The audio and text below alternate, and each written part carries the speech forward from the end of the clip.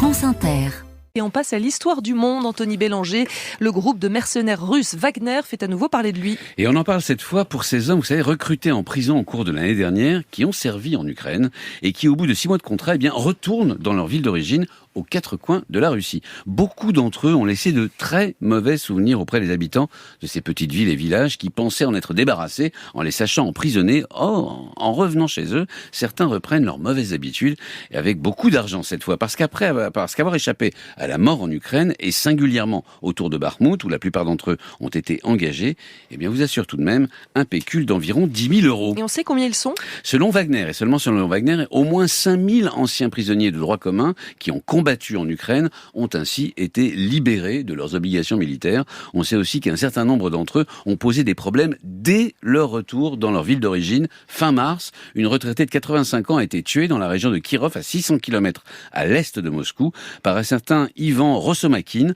un homme de 28 ans qui avait été condamné pour meurtre en 2020 à 10 années de prison. Or, son retour du front ukrainien fin février avait été annoncé aux habitants de son village qui, inquiets, avaient quand même obtenu des autorités qu'il souhaite éloigner pour la fin mars. Dommage, il a commis son crime quelques jours avant cette date fatidique. Et il y a d'autres cas de ce genre ? Suffisamment pour qu'un débat feutré mais réel ait lieu loin de Moscou et des médias d'État. Officiellement, ces mercenaires de Wagner, même recrutés en prison, ont fait leur devoir et la constitution russe prévoit que seul le président Poutine peut ainsi les gracier à discrétion. Sauf qu'aucun décret de grâce présidentielle n'est paru en Russie depuis 2020, rendant impossible le décompte de ces graciés de fait et d'évaluer l'ampleur du phénomène.